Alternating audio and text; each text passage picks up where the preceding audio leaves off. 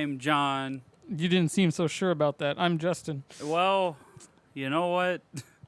That's okay because we're the Gore Goblins. I mean, sometimes you gotta wake up and wonder, am I really me? Yeah.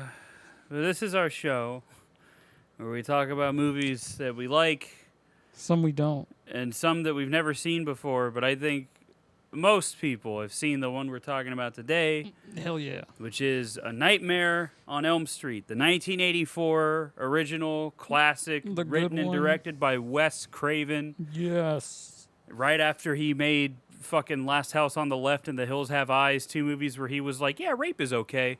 And then he was like, Jesus. and then he was like, now I'm going to make a movie about being killed in your dreams. A Because pedophile that kills in your dreams. well, see, that's the thing is in the movie, he's only ever referred to as a child murderer, but in the special features, Wes Craven was like, nah, he touched those kids. And I was just like, why did you leave that out? Oh yeah, the remake enforces that more.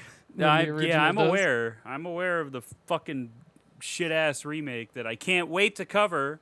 He's But, lying. you know, yeah, he made this one because I think he read a story about, I don't remember, I think it was a soldier in Vietnam or something that had, or like a boy or something. It was like some kid or just young man that died in his sleep.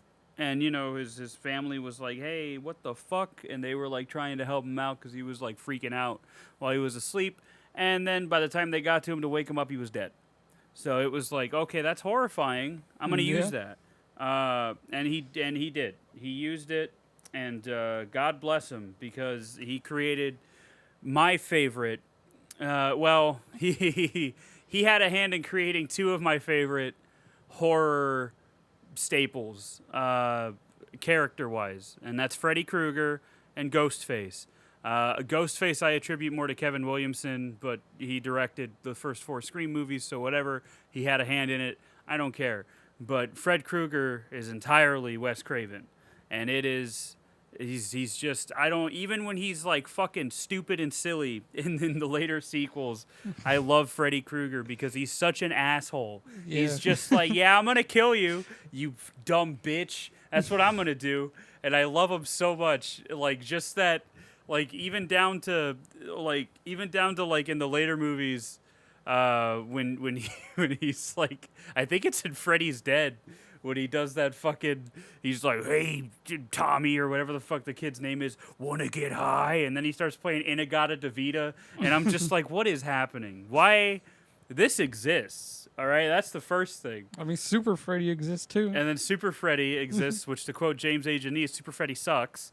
But yeah, he's an icon. And that's something that they touch on in New Nightmare as well. I know I'm kind of like getting ahead of myself as far as talking about the later movies, but even in New Nightmare, they kind of touch on the fact that Freddy Krueger has kind of become like this pop culture icon, just like Jason, just like Michael Myers, just like Pinhead, just like Chucky, just like these are, I think, in one of the special features they said it best, these are like the equivalent of the Universal monsters that you had in the 30s and 40s, you know, Dracula and the Creature from the Black Lagoon, Frankenstein, Invisible Man, the werewolf, the Wolfman, excuse me. Like, you had all these different horror creatures, which makes me sad because eventually you had Abbott and Costello meeting these horror creatures, which saddens me because we could have had a sequel to The Nice Guys where they meet, I don't know, Freddy Krueger or Jason Voorhees or some shit,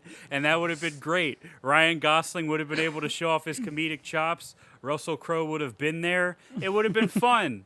It would have been, why don't we get that? I agree that they're the universal monsters of our time, but why don't we get something like that? Put the Nice Guys, put Ryan Gosling and Russell Crowe, put those two characters in the middle of a fucking Scream movie. Do that for me, please. I would love that so much. I would pay so much. I would fund that shit myself. I will suck as much dick as I have to get the money to fund that shit. Are you kidding me? I would gladly put my life on the line.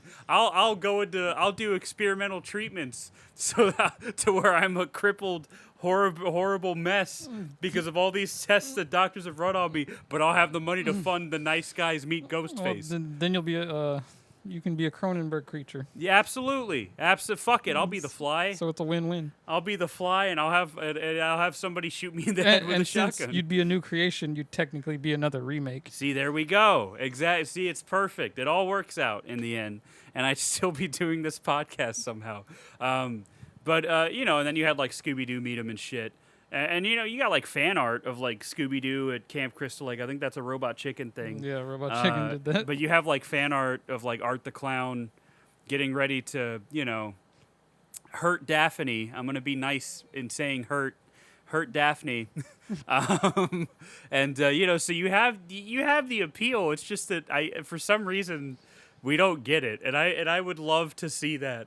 It probably didn't make any fucking money at the box office. That's probably why it doesn't exist. But I'd love it if Ryan Gosling was in a fucking Scream movie as his character from The Nice Guys, and they're like called in to investigate these murders in Woodsboro or in fucking Crystal Lake or in fucking, I don't know.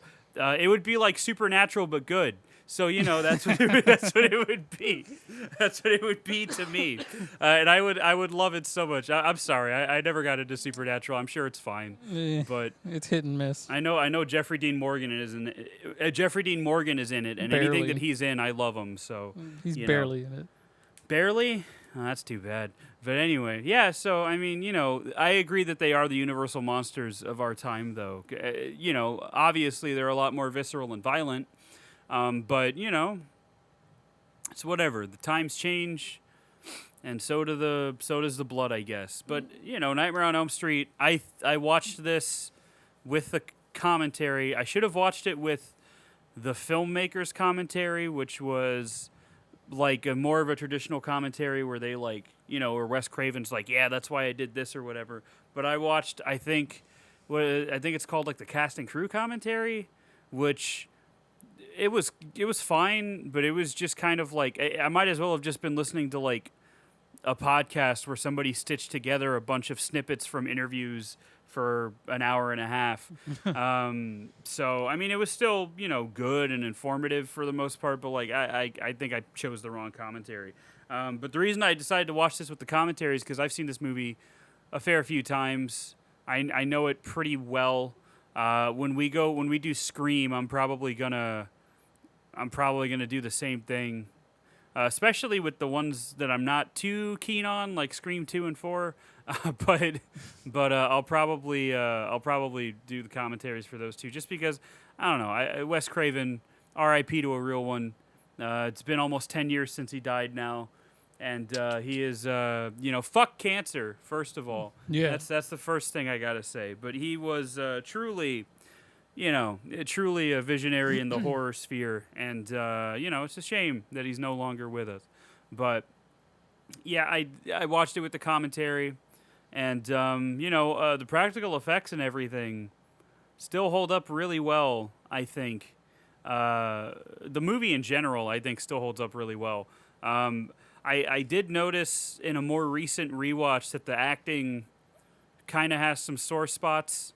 Yeah, I was gonna say. But I'm just gonna chalk that up to Heather Langenkamp. Like, this was like her first role, I'm pretty sure, and it was Johnny Depp's first role too. Because Heather Langenkamp is much better in Dream Warriors and New Nightmare. I can tell you that, just from again recent rewatches.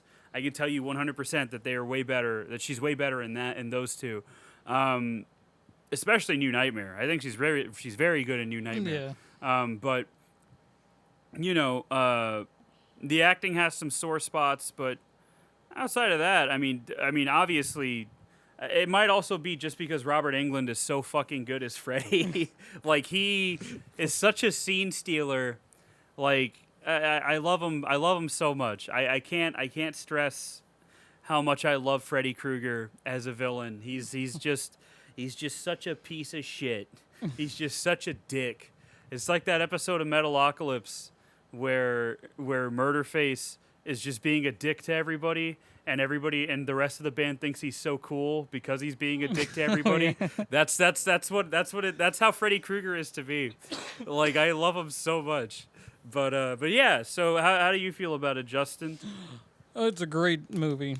Aside from Jeepers Creepers, this was the next scariest movie to me, because like forever just knew I was gonna dream something about him, and I was just gonna die. And or I'd just be paranoid to sleep in the dark because I think he's like standing outside my window or something. Yeah. And then there was this one time where my fan like malfunctioned or something, whatever, but it made like the squeaking sound. Oh, I woke no. up in just fucking cold sweat. Like, Oh, okay, no. this is it. Oh, that's bad. I don't like that. I But don't like that at all. yeah, I mean, rewatching it now, it's not scary at all. I just like have fun watching it now because it's just very entertaining, especially Freddy. Yeah, he's because there's a lot of, I mean, he has a lot of iconic moments throughout every. I think he has at least one good line. Yeah, Even in Freddy's Dead, which is garbage. Even in Freddy's Dead, he still has a good like. Freddy's He, dead. he still has a fun little moment that I can be like, all right, and I think in Freddy's Dead, it's don't forget the power glove, which is. It's not a great line, but it's something. So, but in this one, you got I think the most iconic one is the "I'm your boyfriend now, Nancy," which is amazing. Amazing. I love it so much. I love it. That's one of the best parts of the movie. But also, like, you got that bit where he cuts himself open and there's all those maggots and shit, and then.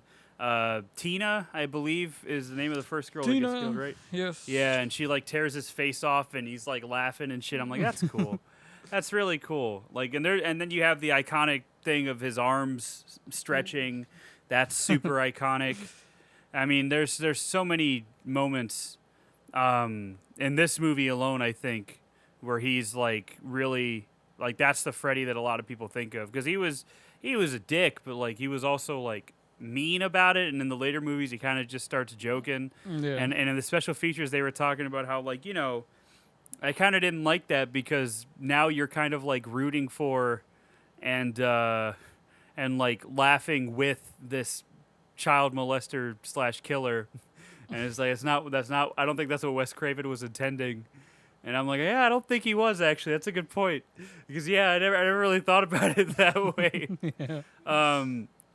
But with this one, he's still very like mean, and he's a killer. Oh boy, he's a killer, and I love him. But yeah, Tina, like I mentioned, is the first one to die. After she has, A nightmare. a good hooting and hollering session with her boyfriend. Oh, yeah. That Glenn was very jealous of. And then Johnny Depp's just like, oh my fucking god. I mean, to be Why fair, can't that be me? to be fair, I'd just be like, shut up. Like, come on, man. I'm trying to sleep. Bring some earplugs. Like, first of all, do that. But also, this is like one of the more memorable parts of the movie because you got Tina like fucking on the ceiling and shit. And like they explain in the special features how they did the practical shot, and I still don't know how they did it because it's so clean. It's so cool. I love it so much. I think what they did, if I'm remembering correctly, is they just bolted the camera to like a wall, and then they just rotated the room with the camera to where it looks like the room's not moving, but Tina is. And then you to make the effect work, you have that shot of Dan. Is that his name? I want to say it's Dan. It's probably not Dan. It's probably Don or some shit. I think it was Ron. Is it Ron? Or Rob. Is it Rob? Is it Rod? Rod. Rod. Okay. So yeah, Rod is Sue like Garcia? sure. No, that's his name. That's JSU. How do you isn't that just Sue? It might be. But he's like in the front of the frame and you see that he's not moving. So I think what they said they did with him was they just kind of strapped him down and then they put something in his hair to make sure his hair wouldn't move. And then they just did the shot like that. And the practicality of that reminds me of I also watched The Exorcist over the weekend for the first time. Very good. Pretty it's kind of crazy how a movie that old from 1973, I believe, it can still be unsettling in a way that you don't expect. And that one, everything was practical in that, and that's, I think, part of what makes that one so scary is also like how grounded it feels and how like it's shot very matter of factly. Like there's no flashy camera work like at all. Yeah. It's just it's like you're just sitting in a room watching this happen. It's very, very, very effective because of that, I believe. But you know, that's all practical. Like there's that part where they walk into Reagan's room and all that shit's flying around, and that's completely practical. There's them walking into the room in it, and there you see their breath. No computers. They just refrigerated the fuck out of the room, and to where everybody was cold, and you know, all that shit was very cool, very cool. And that kind of like, I mean, I think I feel like there's a couple of dodgy effects in this movie, but I don't remember. I don't remember off the top of my head. I mean, as iconic as the arm thing is, it does kind of look goofy. Yeah, it looks a little goofy. Yeah. You kind of see one of the arms drop a little bit slightly. Yeah, well, you know, that's his glove arm. I don't know. Speaking of an arm drooping, Robert Englund was talking about how like he kind of treated his arm like a gun, his claw hand like a gun. So he kind of like wanted to have the posture of like a gunslinger. And then, like, so what he would do is he would imagine his hand being much heavier than it was. So he'd just kind of walk around with that gait. And that's very cool because, like, that's, I mean, you think about it, Freddy's always kind of leaned, like he's ready to whip that shit out and kill you.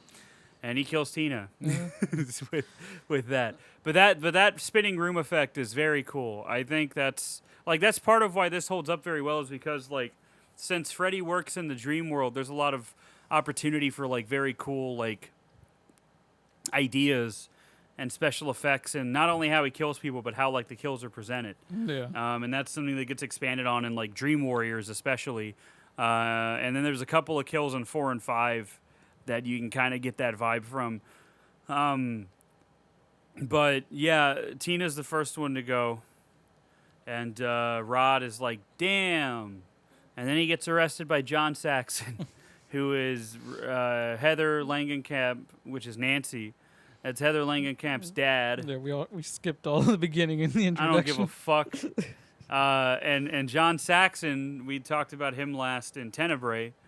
He was in that for a little bit. And then he got skewered. Good for him. But yeah, we did skip a lot because I don't care. Because I just wanted to talk about Rod getting got by John Saxon. Damn. But yeah, you know, the intro, I'm pretty sure the intro is Tina running. Yeah, the intro is Tina's through, right? In her dream. Yeah. And then she wakes up all sweaty and sees her gown is torn, and her mom's like, "You need to cut your nails." I'm like, yeah. Oh, yeah, she does say that, doesn't she? That makes sense. Well, you know, moms in the 80s, what are you going to do? They were probably they were still alcoholics, so it's whatever. I mean, yeah, Marge I was gonna say, wasn't Nancy's mom? Yeah, like Marge Thompson, I'm pretty sure was her fucking name. Yeah, she's heavy drinking. But yeah, that's in that you get like they go to school and introduces everything. Tina tells Nancy and Glenn about the dream, and then Nancy's like, "Hey, I dreamed of a ugly guy in a guy in an ugly red and green sweater," and she was like, "That's the same guy." Damn, dude. Setting it up. And then Glenn's being a prick because he doesn't want to stay at the house while Rod and Tina fuck because Nancy won't let him have any. Well, because Nancy's the final girl. She has to be pure and innocent. That's the rule. You can't have a final girl that's out sucking and fucking, you know? It's like how he was like, "Why is she so scared of a nightmare?" And Nancy just like, "'Cause it was scary."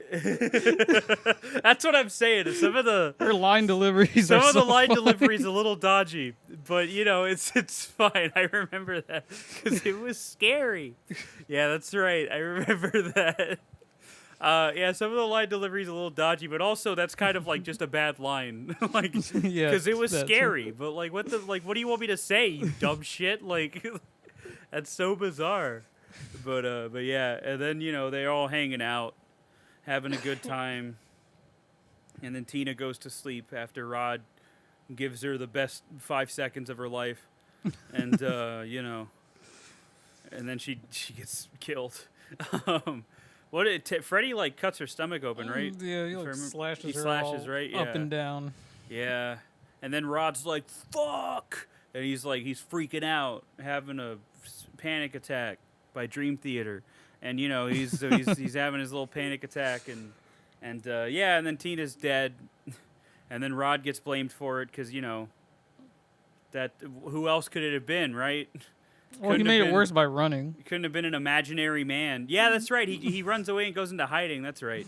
And then that's when John Saxon finds him, and then Freddy kills him while he's in the cell, right? Yeah, in the jail cell, he hangs him with a blanket. Yeah, because Freddy T-1000's his way through the bars.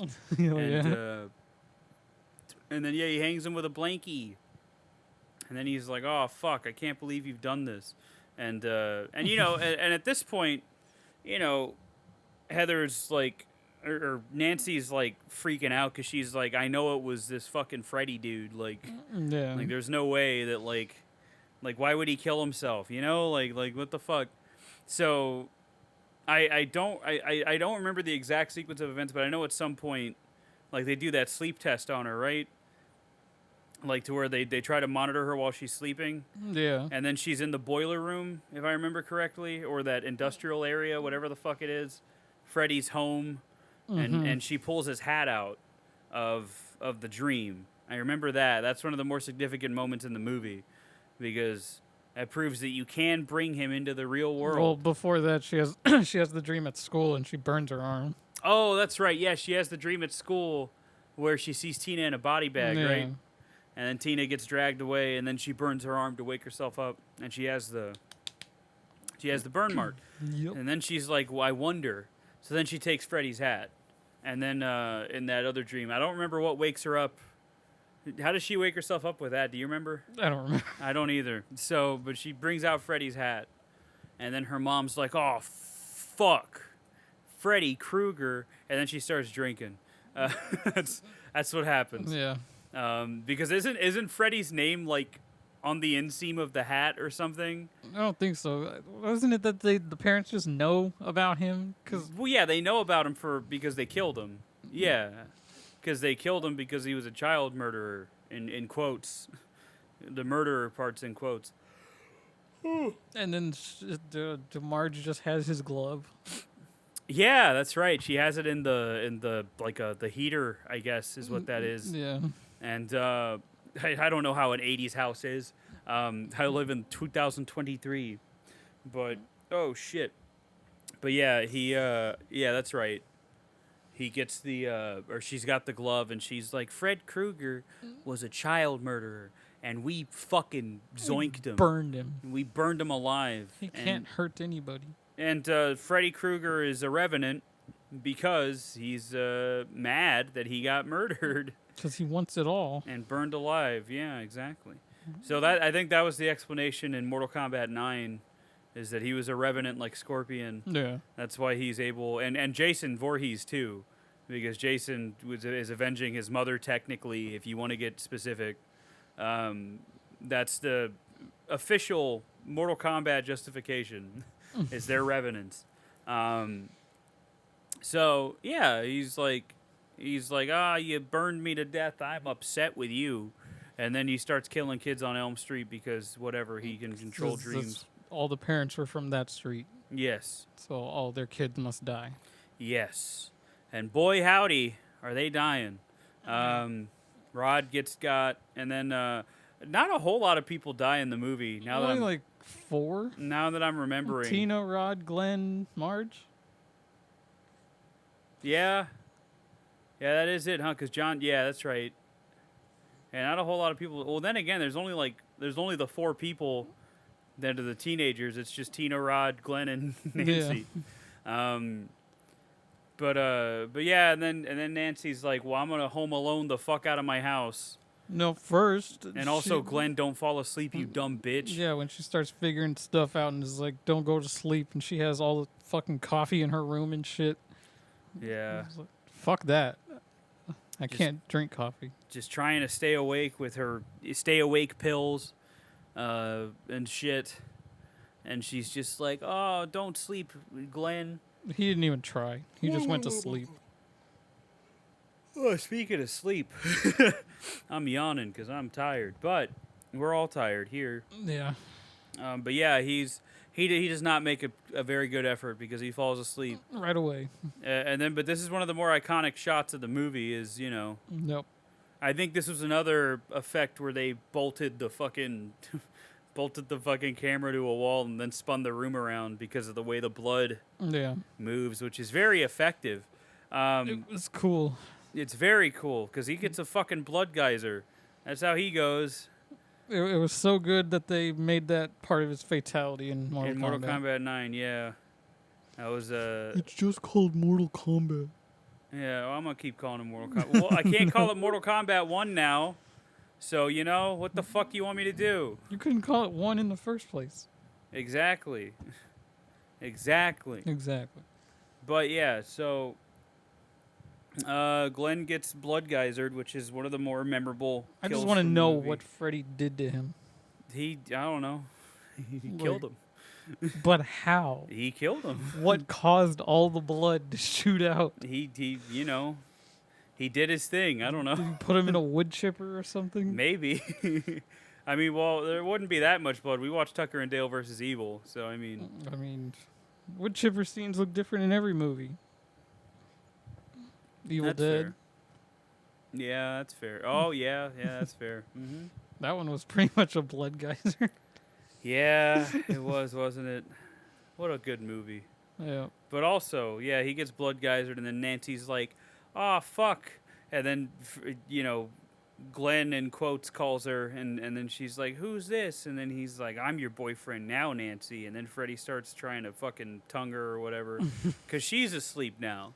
Yeah. Because practice what you preach, But she's able to wake herself up whenever Freddy's like on her person, and she brings him into the real world, and he's mortal in the real world, I guess. Because he starts getting fucking goinked like the fucking the wet bandits or whatever the fuck their name was in Home Alone. Yeah.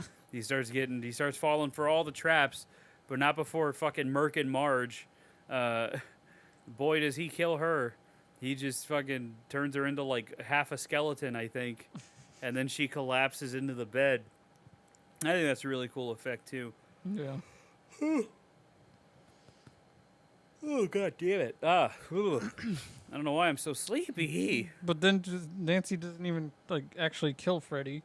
She just is like, "Oh, it's because I'm scared of you. That's why you're here." Well, I'm not scared. Yeah, it's the Pennywise thing, where it's like, he feeds off of fear. So isn't that the whole premise of Freddy vs. Jason 2, is that nobody's scared of him anymore, so he's a weak little bitch? Yeah. And then he's like, "Hey, Jason, I'm going to send you back to Earth so you can strike fear in these hoes." Because Freddy can raise the dead. Obviously. Didn't you watch the movie? So, Nancy's like, "I'm not scared of you," and then Freddy disappears. But then you get the sequel bait ending where Nancy opens the door and it's sunny and bright, and her friends roll up in a red convertible and they're all like, "Hey Nancy, what's up, bitch?" And then Nancy's like, "Hey mom, you feeling better?" And her mom's like, "Yeah, I'm great. I'm a drunk bitch, but I'm great." And then the roof of the car comes down and it's Freddy's stripes. Red and green. And then the car drives off on its own. And then Nancy's mom gets sucked into the window. The worst effect of the movie. The worst effect in the movie. Yeah, now that I'm thinking about it, that's the worst effect in the movie. She just gets fucking just zooped. And it's funny, but it's the worst effect in the movie. Without a doubt. But what do you make of this ending, Justin? Because I don't know what it is. I think Nancy would have had to have fallen asleep at some point. Yeah, I was gonna say, when did she go to sleep? Because now this is probably right after that Freddy disappeared. Because she thinks she can go back to sleep now. That's fair. but she opens the door. So it's like, I think she falls asleep when she's fighting Freddy. Maybe she just passes out. All her adrenaline wore off. Maybe the whole thing was a dream. Who knows? Who knows? Who knows? They definitely don't explain it in part 3. So, And 2's not even about and Nancy. 2 is a completely separate story, which is, again, how I'd kind of prefer this stuff to go, if I'm being completely honest. Adrienne King is also going to be at that other horror fest that I was telling you about off recording. So Alice Hardy herself from Friday the 13th is going to be there. That's cool. And so is the one from part 2. What's her name? Fucking I can't remember. But she's going to be there too. The final girl. That one. Gina? Yes. Yes, I believe that's it. They're both going to be there, so that's neat. They're going to be there with a Jason they never went up against. Because Shame. Kane Hodder. The best Jason. Also, Leatherface from Texas Chainsaw 2 is going to be there. Specifically that Leatherface. No. The best Leatherface, if you will. Because Texas Chainsaw 2 is the best one. So, you can fight me on that. I don't give a fuck. No, Texas Chainsaw 2 the is one who best responded to the best line in that franchise's history. I don't want to talk to you anymore.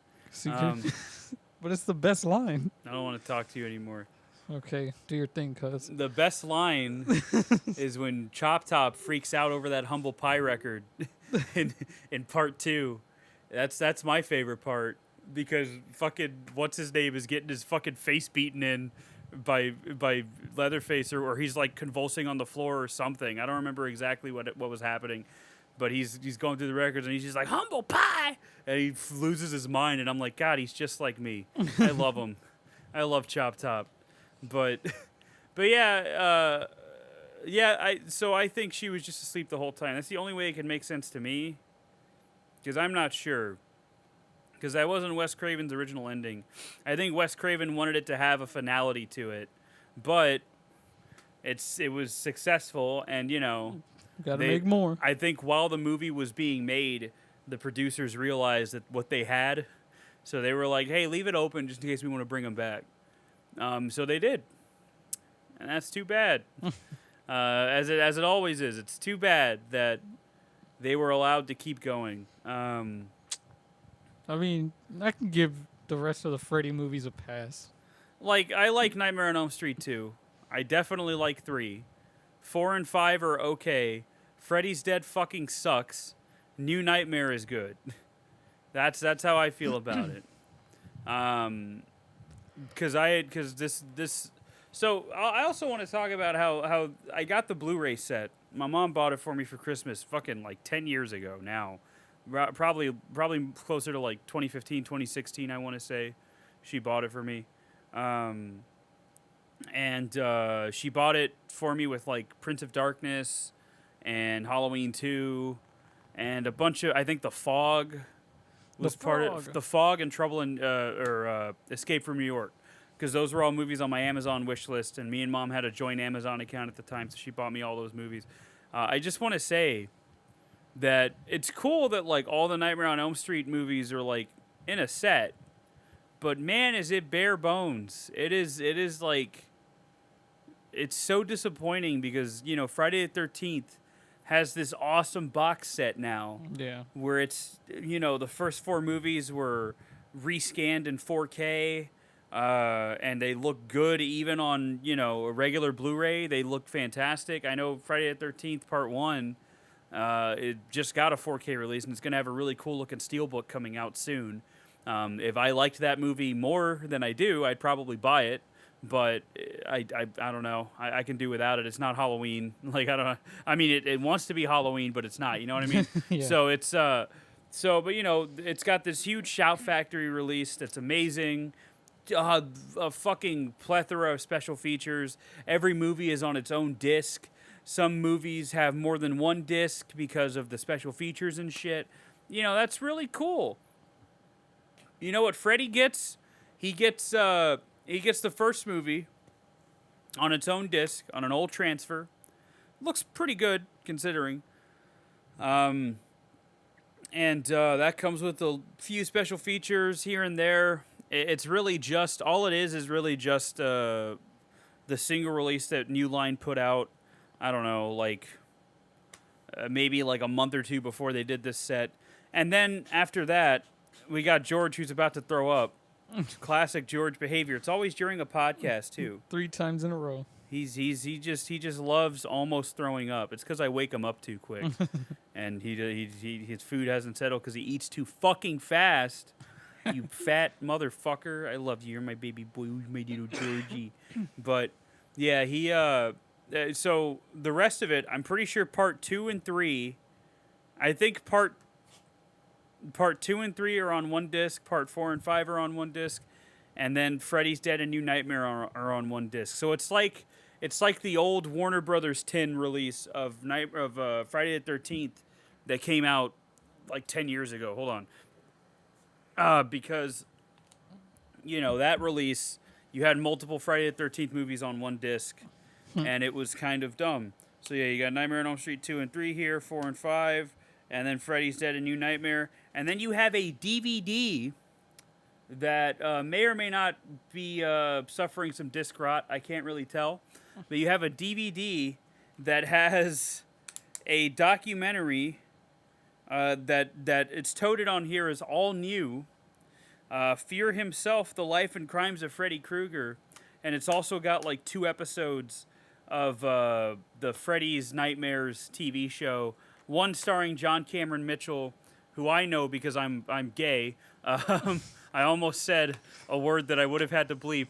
I stopped myself because I say it because it's my word, all right? Let me have it. You've already said it on here, though. I don't think I did. Yes, you have. I probably have.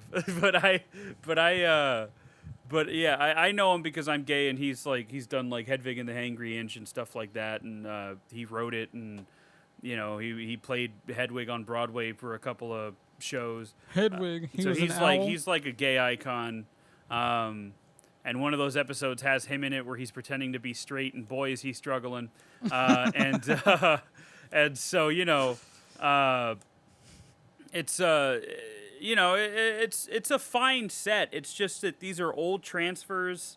Even the Halloween set had all its own discs. Yeah, like because the Halloween set that you have is like a shrunken down version of the Scream Factory set that they did for Halloween. In the same vein as that Friday the 13th set, where it comes with everything, including the remakes, everything that had been released up to that point, including the remakes. So it was 1 through 6. That was the first time you got the producer's cut and a good transfer on Blu-ray. And then, you had Rob Zombie's Halloween 1 and 2. And that was it. And then, the new movies came out, and Shout Factory released 1 through 5 on 4K, and then they released the rest of them on 4K. Sans Rob Zombie's Halloween, which bugs me because I think those 2 movies are better than most of the sequels, and we still don't have them in 4K, and that upsets me, and I hope that changes soon. Shout Factory, I know you fucking got it, so just put it out, please. Yeah. Because not only are those 2 movies out of print on regular Blu-ray, the second one especially is very hard to find, and I had to fucking import it from Canada. And even then, it was a rental disc, and it still has like a silver ring around on the top of the disc art because it was a rental disc. So that's cool. I know there's an Australian label that released like it's a 4-disc set with the theatrical and extended cuts of both movies, which is cool. The problem is it's in Australia, and import prices are fucking stupid. And it's not on Diabolic DVD, which is usually where I buy imported stuff, or Grindhouse Video. Those are my 2 go-tos. I should probably check another one called Bull Moose that's usually pretty good about importing. Bull Moose. Yeah, they don't have it. I don't know if I want, and like I'm hesitant to buy it because I'm holding out for that Shout Factory release that's going to be in 4K and have the theatrical and extended cuts, just like the Evil Dead 2013 that's got the theatrical and extended cuts, which I don't know why you wouldn't just watch the extended cut with Evil Dead 2013, but whatever. Really? But like, and that, because Halloween and Halloween 2 are cases where, like, I think I'd like the theatrical version more of the first movie just because it doesn't have that weird rape stuff. And then in the second one, I think I'd like the director's cut more, obviously, because the ending to that one is a lot better than the ending to the theatrical cut, where Laurie says "I love you" and stabs Michael in the chest, because that is stupid, and that was not Rob Zombie's idea. That was the grubby, rapey ass Weinstein's idea. So, you know, glad he's in prison. Anyway, so yeah. Because that was his biggest crime, obviously, was Halloween 2. But no, yeah, I wish Nightmare on Elm Street would get a proper set. If not in 4K, just regular Blu-ray like the fucking Friday the 13th set. A Shout Factory, I don't know who has the rights, the home media rights to this. I know Shout Factory had to license most of the stuff for Friday the 13th. So a couple of the discs on that set, I think the remake and Freddy vs. Jason are just represses of the original Blu-ray releases that still hold up pretty well. So I mean, if they have to do that with this, I mean, just give me a 4K scan of Nightmare on Elm Street and New Nightmare, and at least those two. If you can do all of them, cool. But like those two especially, and then I don't know, just give me better special features, man. Like I love this franchise so much, and it's so disappointing because even like Child's Play, all those movies are coming out in 4K thanks to Shout Factory. I have Child's Play 1 through 3, and then the rest of them are coming, I think, later this month. So, you know, I'm pretty excited for that. And for some reason, Nightmare on Elm Street, Halloween got its due, Friday the 13th got its due, Yep. fucking Child's Play got its due, but not fucking Freddy. Not Nightmare on Elm Street, and I think it's a travesty. It's because they'd have to do the remake. I don't give a fuck. Give me the fucking remake. I'll take it. The remake's in the remake for Friday the 13th in that Shout Factory set. I'll fucking take it. That one's fine. I'll take it. I don't give it. I'll just burn it, and that'll be it. I'll say like, hey, it's Freddy Krueger, and then just set it on fire. But you know, it just upsets me.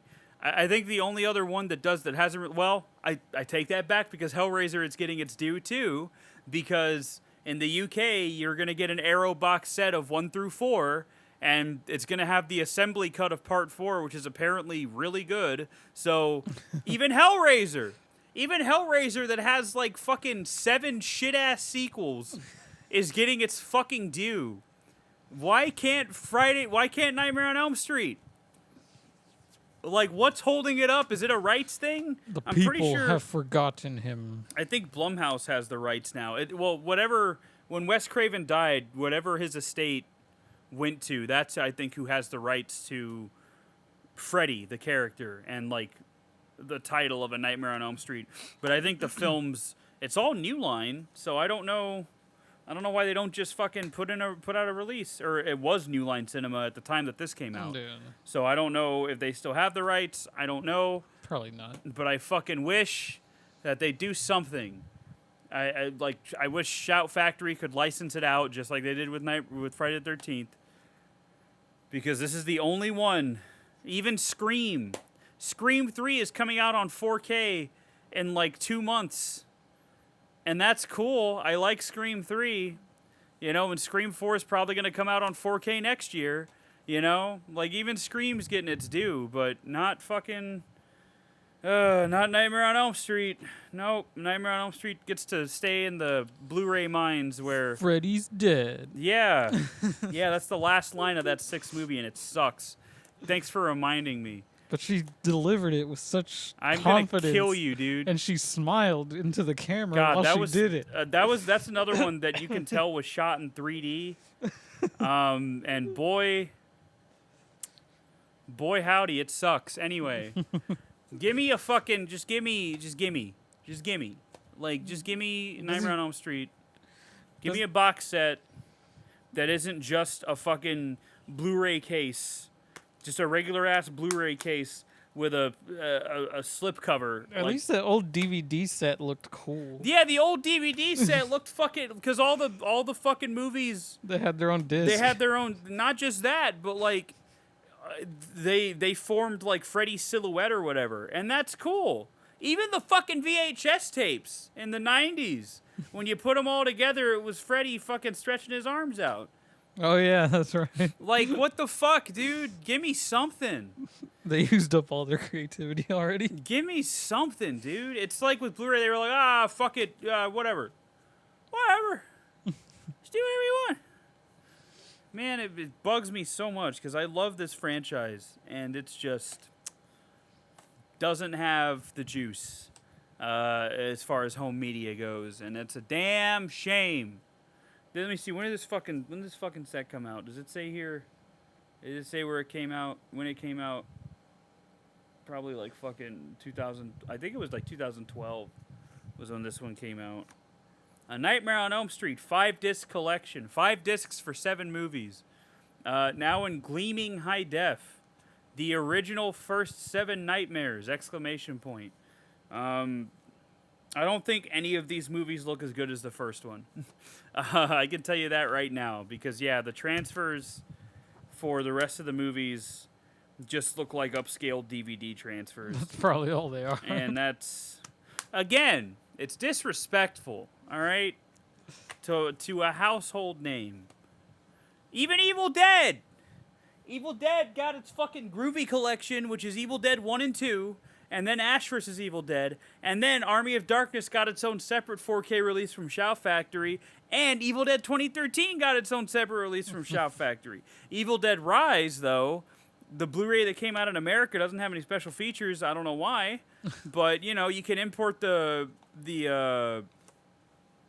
UK release and get all the the commentary and shit. Give me something. Something. Just give me something, dude. Hear that, Shout Factory? I'm pretty sure Last House on the Left is coming out in 4K soon. The remake, I actually, not the original. Hills Have Eyes, both of them have 4K releases, but not Freddy. Pumpkinhead is fucking coming out in 4K. Even Pumpkinhead? Pumpkinhead is coming out in 4K. I say that movie's name to people and they have no idea what the fuck I'm talking about. I mean, granted, I'm pretty sure that's Shout Factory that's doing that one. I understand that Shout Factory and, Arrow kind of thrive on, cult releases. Like, Arrow put out that Tenebrae release that I have that's very cool. So, I know that, they do a bunch of, foreign horror and cult horror. But, just give me Nightmare. Come on, man. It's not that hard. It shouldn't be this hard to fucking do this. Basket Case is going to get a fucking 4K release before Nightmare on Elm Street. It might. The fact that Maniac got a 4K release is already a goddamn, miracle. But Nightmare on Elm Street can't get... you gotta keep in mind, movies like Maniac and From Beyond and Reanimator were never meant to be seen in 4K resolution. These movies were grindhouse-ass movies that came out in the 80s that, were I would have loved to have been alive at that time and been into this genre as much as I am now and seen all these movies and be like, wow, this is crazy. Too bad it'll never get mainstream appeal. And then to be alive now and have labels like Vinegar Syndrome and Arrow and Shout Factory put out these movies with high quality 4K transfers with HDR Dolby Vision, and it looks better than it will ever look, and that's incredible. So why can't we have that for Freddy fucking Krueger? Why can't we get that with Maniac and fucking From Beyond, Freeway, all these exploitation films? Vinegar Syndrome just legit releases 70s pornos in 4K now, and that's cool for people that like retro porn. But, the market is there is what I'm getting at. And for some reason, we just don't have it with A Nightmare on Elm Street, and it bugs me. I love physical media. Justin, as you can see from being in this room with me, you can tell that I have quite a collection. Yeah. So, it's one of those things where it's I would love to own a fucking Friday the 13th box set. Fucking Henry Portrait of a Serial Killer has a 4K release. It's right there on my table. That's an Arrow 4K release. A movie that should never have been in 4K. Come on, man. It's not that hard. It's not that hard, dude. Just give me something. Fuck. It's so depressing. But 4K sales are doing all right. Blu-ray sales are still doing all right. So like the market is there. Yeah. They just for some reason it's like Collectors will buy it even if they don't watch it. I would love to rewatch these movies with 4K transfers. Like I would love that so much. But I mean, just like I did with The Thing when that came out in 4K, shit. What a film. What a picture. Fucking Martin Scorsese ass, this is cinema shit. You know what I mean? Like that, I fucking it's so good. But yeah, I just want this franchise to get the love it deserves, you know? Yeah. Because after what the remake did, it deserves it. For something, especially in rewatching the first one, it's such a stone cold classic. Like, it just feels disrespectful that this is the only one that hasn't gotten at least a 4K transfer yet, Yeah. you know? Like, it just feels wrong. It just feels, I don't know. It saddens me as a physical media collector that loves these movies to death, you know? But I digress. That's me. I'm a get off my physical media high horse. And now let's talk about our favorite part, Reviews? the reviews. Yay! Yeah, unless I remember stuff about the development, again, off the top of my head. And it's not another thing. It's not like other Wes Craven films haven't gotten 4K releases. Like I mentioned, Hills Have Eyes. Pretty sure The Last House on the Left at least has a good Blu-ray transfer. Red Eye, one of his lesser-known fucking movies, got a 4K release this year. Scream 1 and 2 got 4K releases. Scream 3 is coming out this year. You know, it's like, just do something. Just give me something, please. Something. I want it. I want it. So, apparently,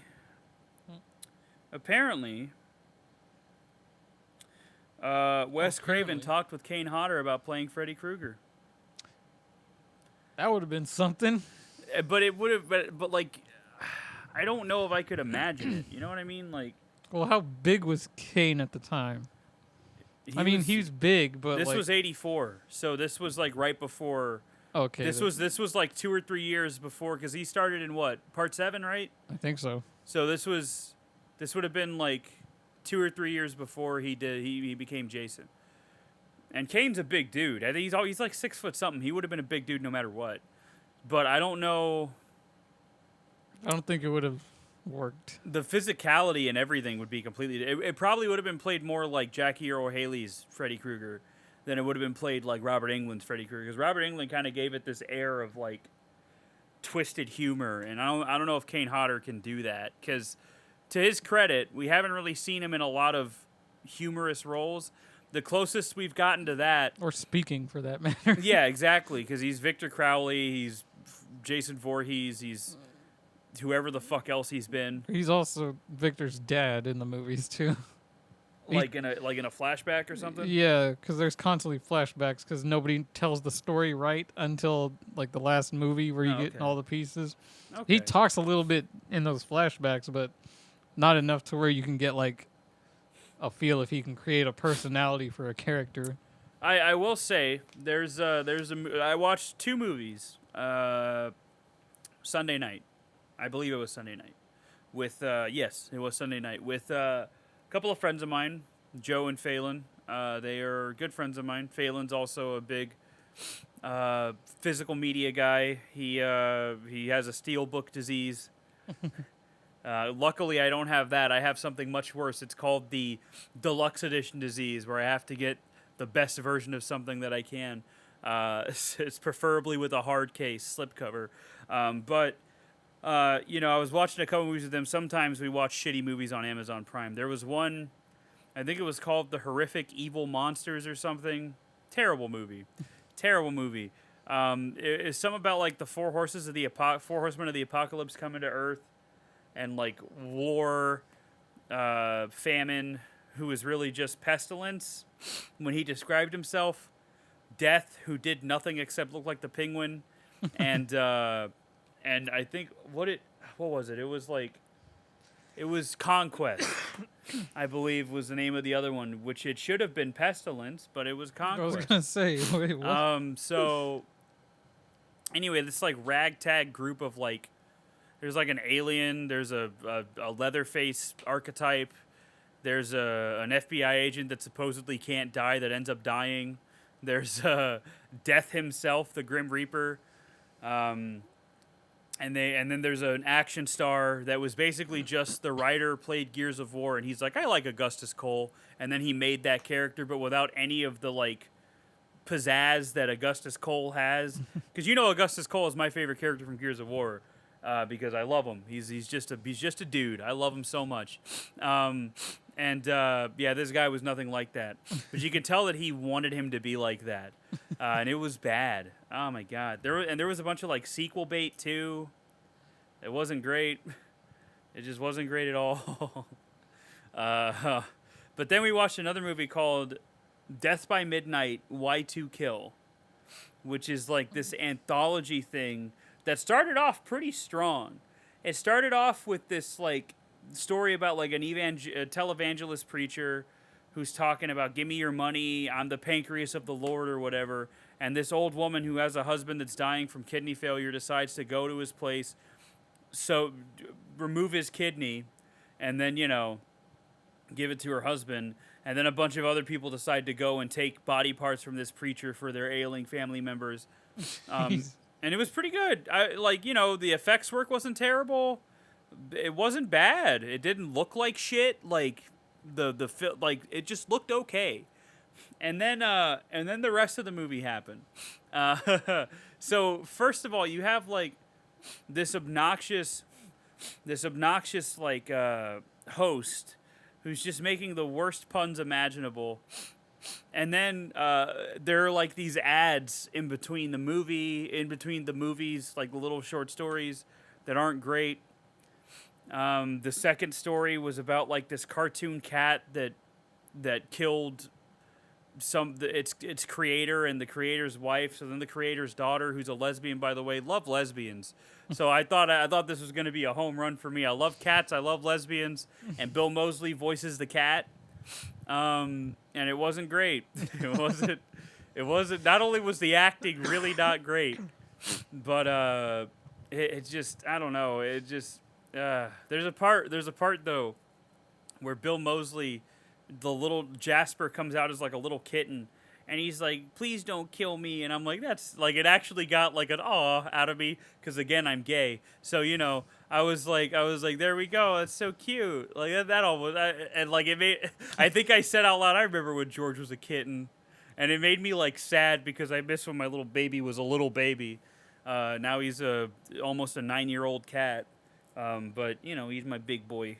But yeah, it was it wasn't great. And then like the next one was about this dude that's just jacking off all the time, and he like wipes his fucking cum off with a sock, and then he throws the sock into a pile of clothes, and that pile of clothes becomes sentient and like kills his mom or some shit, and then it consumes him.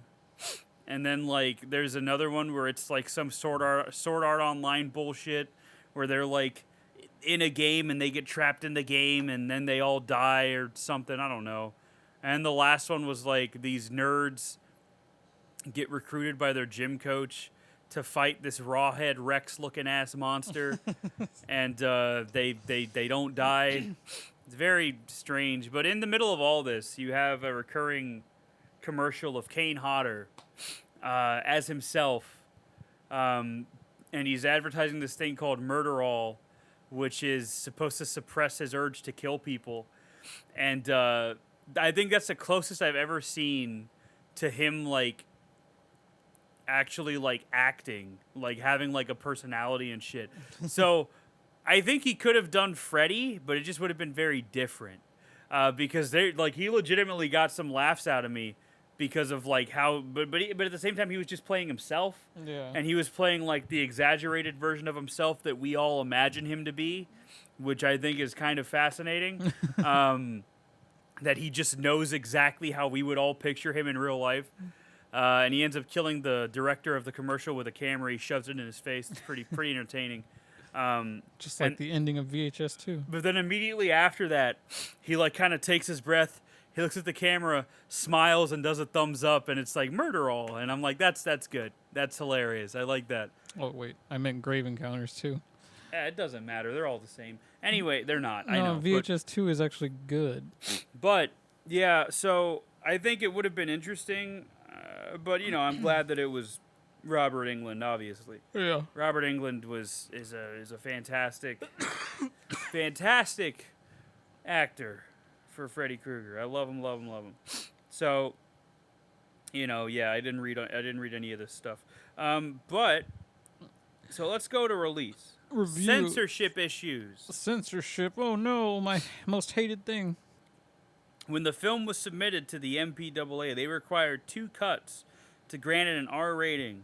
The theatrical version was released with an R rating and 13 seconds of cuts. In the United Kingdom, the film was released theatrically and on home video uncut. So there's a release of this film that is completely uncut, and it's not in America. So much for the land of the free, right? Fucking conservative Christian ass. God damn it. The uncut version would not see a release in the United States until the 1996 Elite Entertainment Laserdisc receipt. All DVD, digital, and Blu-ray releases use the R-rated theatrical version. The uncut version has yet to be released on a digital format. Those 6 seconds were restored for home video and a further 2 seconds for current releases. So we still don't have the complete uncut edition of Nightmare on Elm Street. No 4K, no complete version. It's on fucking Laserdisc. Jesus. On Laserdisc. Those things are huge. There might be people listening to this that don't even know what a fucking Laserdisc is. I barely know. Yeah. God damn it. I just know because someone used one in a show I watched. Hey, baby, that's how it goes. This box set came out in 2010. That's a 13-year-old Blu-ray set. Can't believe it. With all the same extras from the 2006 special edition, a DVD box set containing all the films up to that point was released on the same day. So, yeah, and then if you go into Walmart, you find, Nightmare on Elm Street collection, and it's 7 discs on DVD only, though. Yeah. Walmart has this habit, by the way, of releasing, the coolest art on a fucking DVD. Yeah. It really bugs me, because they have, a cool Scream box set that's only DVD. Scream 1 through 6 on DVD. And I'm just like, you can't make this art for, Blu-ray? You can't? What? Why not? Walmart exclusive. Cool. Anyway, Nightmare on Elm Street was a huge success. It was a phenomenon. So it opened in only 165 cinemas across the country, and it grossed $1,271,000 in its opening weekend. That is insane for that for that small of an amount of screens. Instant commercial success. It eventually earned a total of $25 million at the box office and $57 million worldwide, and the budget was $1.1 million. So they made a fucking killing. Yep. That is crazy. Movies used to be so cheap, man. And now they're so expensive. Because computers are expensive. That's the only thing we can blame it on, yeah. So critical response, our favorite part. In a contemporary review, Kim Newman wrote in the Monthly Film Bulletin that A Nightmare on Elm Street was closer to a Stephen King adaptation with its small-town setting and an invented monster myth. Newman concluded that the film found Craven emerging through his recent career slump, Swamp Thing, The Hills Have Eyes Part 2. Hey, Adrienne Barbeau's in Swamp Thing. Don't you dare, okay? Invitation to Hell with a fine, perhaps definitive boogeyman to back him up, and that the film was a superior example of an overworked genre. Paul Atanasio of The Washington Post praised the film, stating that for such a low-budget movie, Nightmare on Elm Street is extraordinarily polished. The script is consistently witty. The camera work by cinematographer Jacques Haitkin is crisp and expressive. The review noted that the genre has built-in limitations, but Craven faces the challenge admirably. A Nightmare on Elm Street is halfway between an exploitation flick and classic surrealism. That's just David Lynch. That's a description of any David Lynch movie. The fucking exploitation and surrealism. Watch Lost Highway and tell me I'm wrong. Like, come on, dude. Anyway, the review also commented on Freddy Krueger, calling him the most chilling figure in the genre since The Shape made his debut in Halloween. Funnily enough, this was before Halloween 4 came out, so this was 84. This was 4 years before Halloween 4 would come out and be pretty good. And then Halloween 5 would come out and just destroy all that goodwill. So, Hey, don't hate. And then Halloween 6 would come out after that, and it would just, Make it worse. Yeah. Anyway, Variety commented that the film was a highly imaginative horror film, praising the special effects while finding that the film fails to tie up its thematic thread satisfyingly at the conclusion. Just say you don't understand the ending. Just say that. Like, why do these reviewers... first of all, I hate critics. I'm coming to that conclusion the older I get. Second of all, why are so many film reviewers, especially like mainstream film reviewers, afraid to say that they're just stupid? Like, why are they afraid to just say, I didn't get it, and that's okay? Like, why are they afraid? And half the time, the only time when they do say that they don't get it, then they say it's bad because they don't get it, because the film should be easy to understand. Fuck you. Art should be challenging. Fuck it, dude. Fucking Roger Ebert ass. Look at me getting mad. I can't go an episode without getting mad at Roger Ebert because of how he shit-talked David Lynch. I could not get over that. I am never going to get over him being that way. You're not supposed to understand it. It's all about how it makes you feel. It's art, dude. When you view movies like they're a math equation or something objective, you get to this point where it's like, I don't understand the movie, so therefore it's bad. No. Were there other parts of the movie that you liked, though? Like, you can look at a painting and not understand it, but, like, it makes you feel a certain way, right? You know? That's how movies and music are. It's like that one episode of Parks and Recreation where they're having, like, a contest to make a new mural in Town Hall. Uh-huh. And the one dude, Tom, he, like, pays an artist to make him, like, something fancy. And he just paints a bunch of shapes. And he's like, what the fuck is this crap? This is just shapes on a page. Like, I paid you money for this. And later on, he keeps looking at it. He's like, these shapes kind of make you feel a certain way. You could tilt the painting one way, and then the shapes are completely different. It's like, I get it now. Yeah, see, that's the thing is, like, you kind of have these people that, like, especially older people that push back against, like, modern art. But, like, it's just because you don't understand it, though. Like, I can understand you not liking, like... I can understand why you don't like it, but, like, you shouldn't discredit it. You know what I mean? Like, I don't think movies should be viewed objectively. I mean, because there could be objectively badly made movies that we could still enjoy. Like, as shitty as Death by Midnight Y2 Kill was, it was still fun to watch it with my friends. You know what I mean? Yeah. Like, even if it's objectively bad, it can still be subjectively good in another way. Just like any piece of art. I got art all over my fucking wall that probably doesn't make sense to most people, but it made me feel a certain way. And I thought that was cool.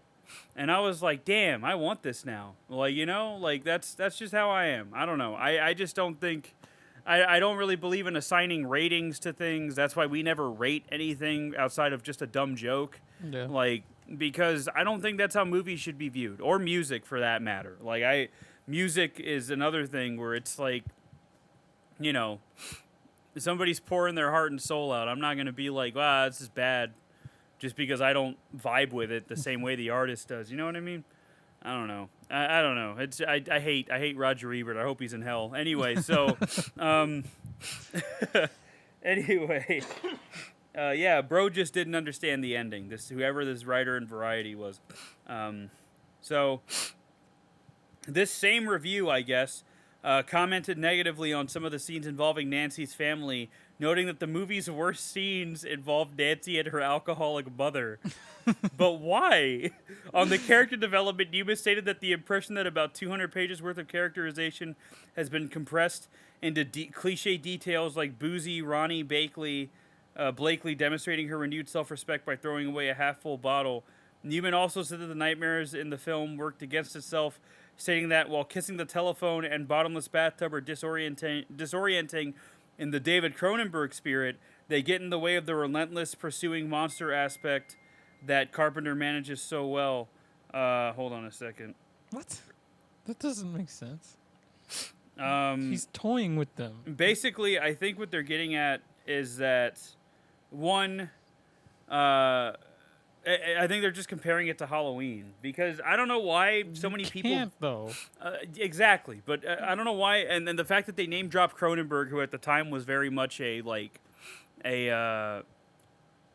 kind of like an art house type director from Canada, you know, because his movies are visceral, but like they mean something, and that's kind of how people view Halloween too. And I think people think that everything after Halloween is just schlock. And yeah, you know, Nightmare on Elm Street's kind of schlocky, but like it's also fun. I don't know. I don't really agree with the nightmares getting in the way of. It's about a dude who attacks you in your dreams. Yeah. Of course, crazy shit's gonna happen. That's the point. Have you never dreamed? Yeah, whatever. Retrospective.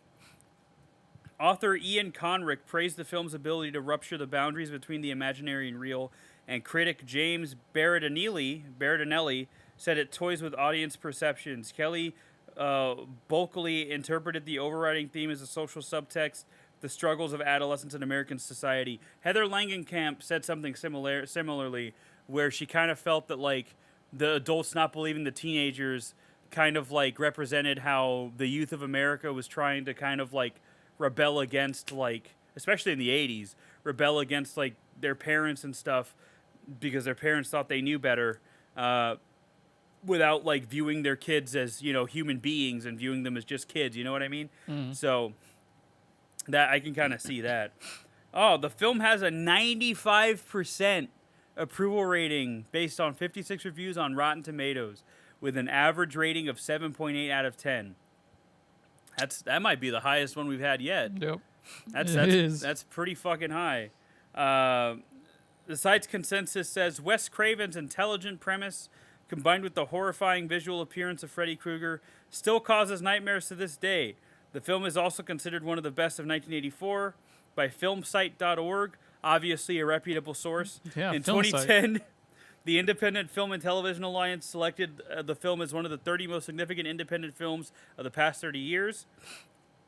It ranked at number 17 on Bravo's The 100 Scariest Movie Moments, a 5-hour program that selected cinema's scariest moments in 2008. In 2008, Empire ranked A Nightmare on Elm Street 162nd on their list of the 500 greatest movies of all time. It was also selected by the New York Times as one of the best 1,000 movies ever made. That's what I'm talking about. Like, I think this is one of those horror movies that kind of, like Halloween, it kind of transcends the genre. Yeah. Where it's not just a really good genre film, but it's just a really good movie in its own right. You know what I mean? And I think that's neat. I think it's cool. I think it's great. Let's look at some 1-star reviews on Rotten Tomatoes. It's got an 84% audience score, is what I'm seeing here. The bad reviews are just haters. Obviously, dude. Like, that's not... Like, I just think it's funny to laugh at them. So let's go to user reviews, audience reviews. See all audience reviews. Okay, can I filter? No, I can't. I can't filter, so I'm just going to have to... So these are all recent. I'm curious to see, like, the recent ones. What? What does it say? Adelmar E says, wouldn't let me wear my Freddy costume. Half star. What? What the fuck does that mean? That's... Wow. Okay, let's go to next. Let's see. Pierce K says the visual effects are outdated and the film is really boring. 2 out of 5. What a man. I wonder if I can filter reviews. I'm gonna check something on IMDb real quick just to see if I can filter reviews. Just so I can see if I can filter reviews here, because I want to laugh a little bit. It's got a 7.4 out of 10 on IMDb. Oh, I can filter reviews. What could be more overrated than this? 1 out of 10. This is a long-ass review. I'm just gonna read the last paragraph. The only reason I didn't turn A Nightmare on Elm Street off and go to bed is because every hardcore horror fan must watch it, and I did. But I saw nothing different than every other cheese horror movie ever made. I hope the remake is better and has less clothing with primary colors. My guy. Wow. I don't know what the rest of the review says, but that part right there just discredits anything that's above that. He does say Freddy is the single thing that even kept me watching this movie. His character is a tired cliche, exactly like Pennywise and Billy and the Joker. Who the fuck is Billy? And every other villain, but his actual design is at least a little different. He's essentially Mr. Rogers with a burnt face and knives for fingers, but that is more original than you're going to get in most slashers. It's sad to see him in such a lame movie. Who the fuck is Billy? Billy Loomis?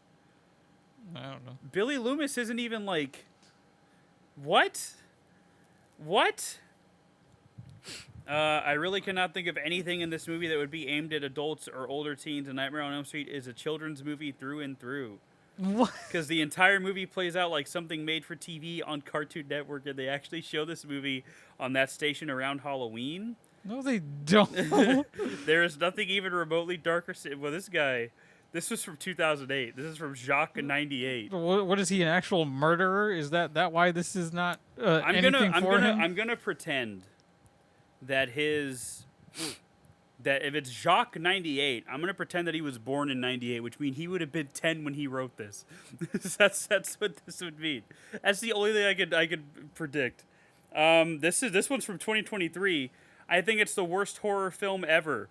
The acting is so bad. All the characters had the worst reactions ever. For example, when the first victim's boyfriend got brutally murdered right in front of him, he didn't get PTSD. He didn't cry. He kept watching silently as she slowly dies. Then he screamed a little bit, and that's it. The friend group is flat, and they don't show us them having any emotions or PTSD from what's happening around them. I also remember in one of the scenes, the protagonist literally smiled when her friend died in the prison scene. Was I the only one that saw that? And also, why is she so rude to her mother? All she did was care for her. I mean, yeah, she drinks a lot, but she's not a bad mother. And Glenn, just like the others in the friend group, he doesn't have any reaction for his surroundings. I mean, his two friends were brutally murdered. Even if they weren't that close, they didn't show us any scenes of him crying, being scared, or even worried for his own girlfriend that told him she didn't sleep for 7 days. He just snuck up to her home and then ignored her afterwards. The father and daughter's reaction to the mother dying is dry as hell. And the ending, what? I really don't get it. I liked the happy ending for a moment until they got us that weird twist. There are so many other things that are wrong with this film, but I'm tired. I'm just baffled that this film's rating is 7. Why do they have to? Why do you want them sad? Why do you want them to have PTSD? Did something happen to you? Oh, the damage that A24 has done to the genre is immeasurable. They want it to be like fucking Talk to Me, where, you know, there are these horrible reactions to what's happening. It doesn't work for every movie because everybody processes grief differently. That's the first thing I'm going to say. Secondly, I don't know, man. It's an 80s slasher. What do you expect? Thirdly, if everyone's having the same dream about a dude and then ended up dying, I'm going to be more concerned about that. Yeah, that's what I was going to say, too, is I feel like they would have been... their drive to figure out what was going on probably overshadowed whatever grief they had. Because, like, let's say, you know, like you compare it to something like Max Payne where his family gets killed and he grieves and then immediately he's like, I'm going to kill everybody. Like, that's, you know, that's the thing. But, like, I don't know. Like, I feel like Rod probably reacted the way he did because, I don't know, he was, like, half asleep. And his girlfriend was on the ceiling, bloody. He didn't know what the fuck was happening. Exactly. I don't know. That's funny. Terribly overrated and not scary. I may be new to the horror movie genre, but it's my understanding that horror movies are supposed to be, you know, scary, right? They're meant to leave you cowering behind a pillow, behind your sofa, gripping your friends or whoever you're watching it with like a boa constrictor. Afraid to turn lights off and reluctant to go to a farm or a castle or in this movie's case, reluctant to fall asleep. Nightmare on Elm Street is meant to do all that, and is applauded as a horror classic. Problem was, I wasn't scared once. I knew of it from a young age and vowed never to watch it because of the plot and my overactive imagination, but I sat and watched it with a former girlfriend, just so worried about the aftermath of watching it, made worse by her saying, you'll piss yourself with terror. Who talks like that? However, not once was I terrified, shocked, or left cowering behind her or anything near me. In fact, by the time the credits rolled, I was sat with a confused scowl on my face, wondering how it was considered a classic. I'll probably never fully understand why either. To me, this movie is one of those that is overhyped to the point that when you eventually watch it, you're left puzzled and somewhat underwhelmed by it. Others may well enjoy it and have memories of it, but I did not enjoy it at all. See, I can kind of get that just because that's how I felt about Friday the 13th, but like, I still, it's still fine. It's not a 1 out of 10. Like, just because you watch it at a different point in your life when you've probably seen other shit, so you're gonna base it off of that. oh my goodness. Okay, so this person said simply awful. Another long review. The last paragraph is, the film is pathetic at best. I would suggest strongly against wasting what could be such valuable time. Decide wisely and watch real horror like The Exorcist, The Omen. I'm assuming he's talking about the original, and The Mist instead. So this is just a... The Omen's not scary. This is just a pretentious horror, bro. My favorite kind of bro. I like The Exorcist isn't even scary. It's more unsettling. Like that's the thing is, like, I was watching Red Letter Media's review of it, and Jay was talking about how, like, The Exorcist is scary, but not in the way that like a movie's scary today. He's like, it's scary because it's grounded, and it's scary because it feels real. He's like, so I'd say it's more unsettling than anything, and that's how I felt about it. I mean, like, The Grudge is unsettling too. That's the kind of scary. That's what like scary movies do to me that are like actually quote unquote scary, is they make me unsettled. Like, I don't get like, ooh, like I don't get like that. And I don't know, unless it's a jump scare, because jump scares always get me because I'm a pussy. But like, horror in general doesn't scare me. That's whatever. Let me see. Seriously. Yes, back in early 80s when I was young, this was scary, but fast forward to 2019 and being over 40, this is garbage. You can't say it's scary when you're young and then be older and be like, yeah, this is fucking terrible movie.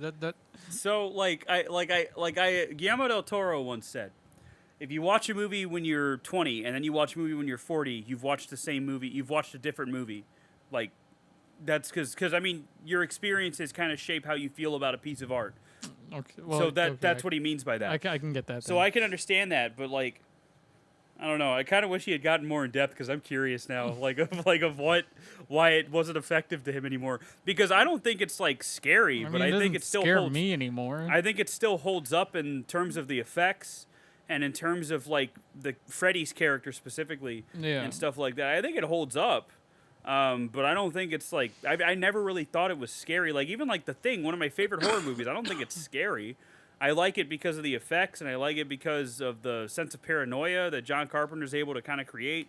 I love it. Too many people just have that, horror, that means you have to be scared. And like, no. So, this other person gave it a 1 out of 10 in 2004. Wow. Spoilers. Don't worry, Nancy. Freddy can't get you because Mommy killed him. Like, I mean, what kind of a line is that? Who said that? She did. Who did? Nancy's mom. I don't remember. Oh, yeah. Okay, that is a weird line, but like, whatever.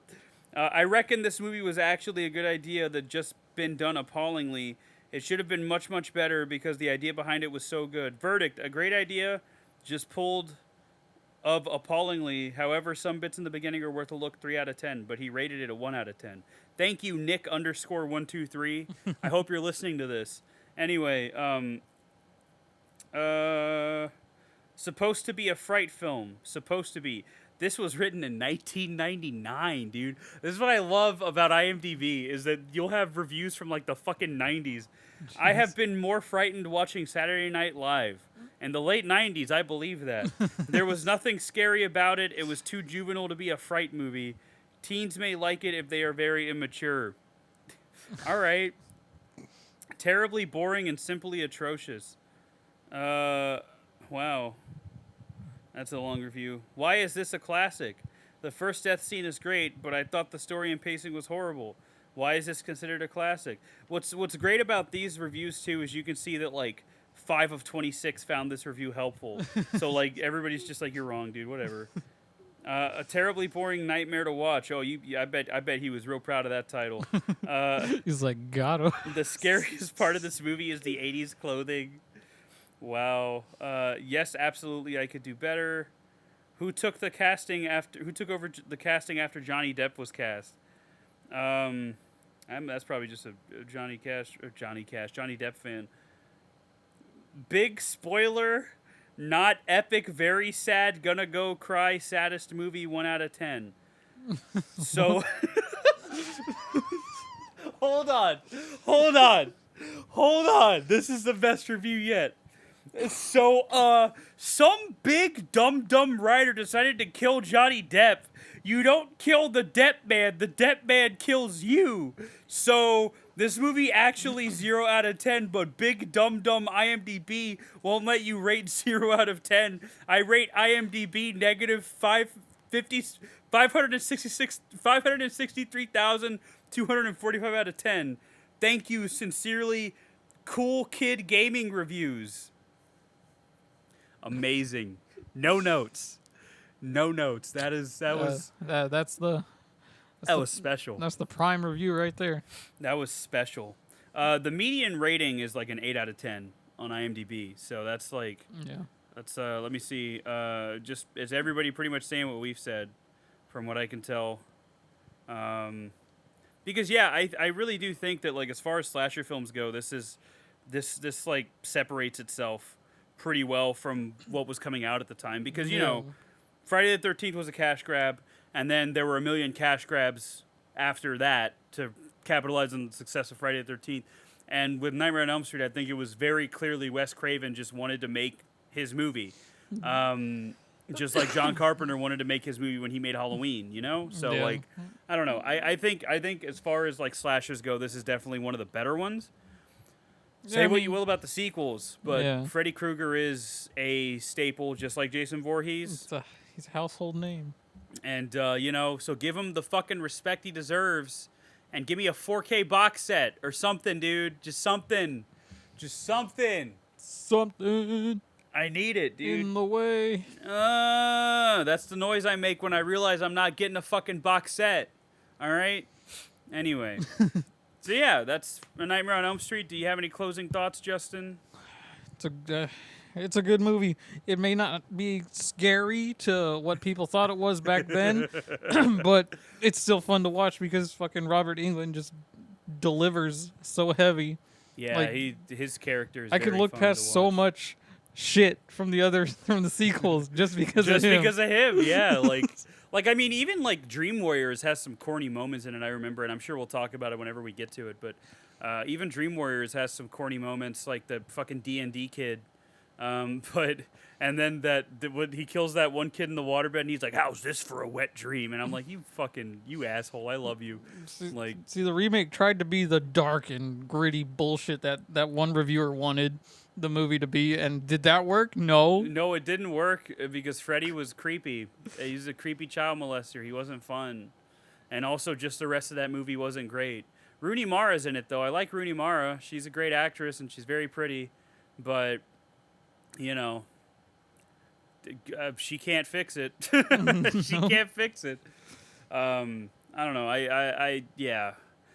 Seeing like just the fucking skill gap between a remake like Evil Dead and then a remake like fucking Nightmare on Elm Street is insane. Like just the difference in quality and reverence for the original material is astounding. And I cannot wait to get to Nightmare on Elm Street and talk about how it's just boring. Just like The Grudge 2020 was super fucking boring. I don't remember a goddamn thing about that movie except for that cool final shot at the end where there's no music and it's just a shot of the house. That was neat. I thought that was cool. That was eerie. And that was as unsettling as that movie got. unfortunately. But, you know, what are you going to do? Nightmare on Elm Street's classic. I still love it to this day. R.I.P. Wes Craven. You're a real one. Yep. And, you know, thank you for making these films while you were here on this earth. And I'm very happy that I'm alive at a time to be able to consume them as art. So, Yeah. you know, thanks for listening. Follow us on Facebook. Follow us on YouTube. Follow us on wherever you get your fucking podcasts. I don't know. Watch us on YouTube if you want. I don't really care. That's. I think that's where most people watch us anyway. But you know. Yeah, those 27 subscribers rule. Yeah, you're awesome. Thank you. Thank you so much for putting up And with our whoever shit. else watches that doesn't subscribe, Thank you for putting up with our well, shit. thank you anyway. I think listening's the operative, like Yeah. the better word, Justin. I don't know. I don't Until we actually have a camera. think, which is gonna be a while from now because I still need to fucking get a new computer. So there's too many things popping up that I gotta fucking worry about. But anyway, thank you. We appreciate it. Next week is Friday 5. Friday 5. Friday the 13th, Part 5, A New Beginning. Will it be a new beginning? Boy, howdy, we're going to find out. Or is it just that franchise's Halloween ends? We'll find out. Stop! Don't say Halloween ends. I'm tired of seeing people talk about that. Are you tired of the discourse? Like even people that like don't like it are like, okay, shut the fuck up about the movie already. Like, Jesus Christ. See, this is. You remember how I was talking to you about The Last of Us Part 2 last time? This is gonna be your Last of Us Part 2, Justin. It's like, we get it. This is gonna be your Last of Us Part 2, where you're gonna have the people that really like it just sucking its dick every day, talking about making whole Twitter accounts about how, oh, I'm a average Corey Cunningham enjoyer and it's like a Chad, like just that every day. And then you're gonna have the people that don't like it that are like, Michael Myers came into my house and he stabbed me, and that's still better than Halloween Ends. Like, that's what you're gonna get, and it's great. I'm glad that that's the discourse, that now people just get mad about media to the point where they make that their entire personality, instead of getting mad about socio-political issues and making that their entire personality. Because we're all going to die if it keeps getting hotter, and that's okay, I guess. So, I think that's more important than Corey Cunningham, but that's just me. It's been fucking 100 degrees for like a week straight. Remind me, Justin. We've lived in Texas our whole life. When was the last time it was 100 degrees every day consistently? Do you remember a summer like that? No. I fucking don't either. This is like, listen, I hope we're wrong. I hope that, like, it's I'm a hoax sure or it's whatever. happened before, but like, Jesus. to my memory, and Jesus. suffering through it because of where I work now. I think I just saw something on Twitter from NASA saying that July was the hottest. This July was the hottest the Earth has ever been since they started recording, temperatures, which is kind of fucking nutty. I'm pretty sure the Earth was hotter while the dinosaurs were around. Don't get me wrong, but Yeah, but then it cooled off real yeah, but then it fast. cooled off, exactly. And then we built machines, and now we're here. So that's it's full circle. Let's go. But enough of that. Halloween Ends is fine. It'll grow on you just like fucking Halloween 3 did for Yeah. everybody. It's fine.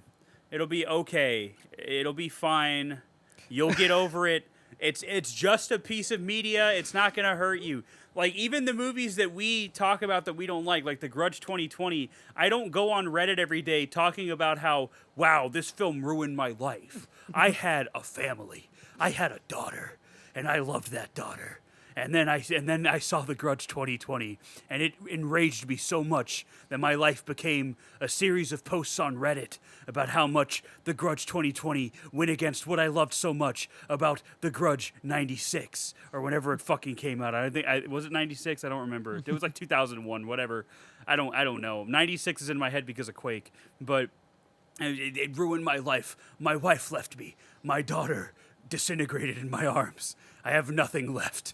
And it's just like, yeah, that's my personality now. If I lived like that, I would be very sad. You know what helped? Therapy. Go to therapy, people. Anyway, next week is A New Beginning. We hope you enjoyed this episode. We hope you enjoyed our rambling. And, just keep watching horror movies. Keep it alive. Keep the genre alive. Go see Talk to Me in theaters if you haven't yet.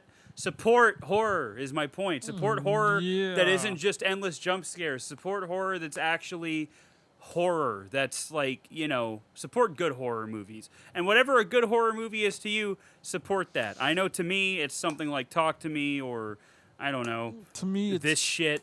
So Five-Headed Shark Attack. No. Yeah, and No. Justin supports that. I think Justin's the only person watching that shit on Amazon. So, I've watched it twice. So, he likes it, and I'm not going to knock him for it. I mean, my grandpa used to love that shit, It's too. fucking hilarious. The shark walks on two heads. What's on the it called? beach. It's Five-Headed Shark Attack. R.I.P. to my grandpa. You would have loved Five-Headed Shark There's Attack. Two-Headed Shark Attack, then there's Three-Headed Shark Attack, and then it goes to 5. Grandpa would have watched every single one. I'd like to think that wherever he is, if there is a heaven, if there is anything after this mortal coil, I'd like to think my grandfather is just sat in front of a TV marathoning all those schlocky sci-fi movies and laughing his ass off like he used to. I think at one point they blew up one of the heads, and there was a bunch of little heads under it. Oh my grandpa would have loved that, dude. You have no idea. Anyway, R.I.P. Grandpa. I love you. Thanks for listening. Join us next week for a new beginning. Friday the 13th. Hell yeah. Woo! Yay! Yeah. Goodbye, everybody. Bye. Bye-bye. Yay.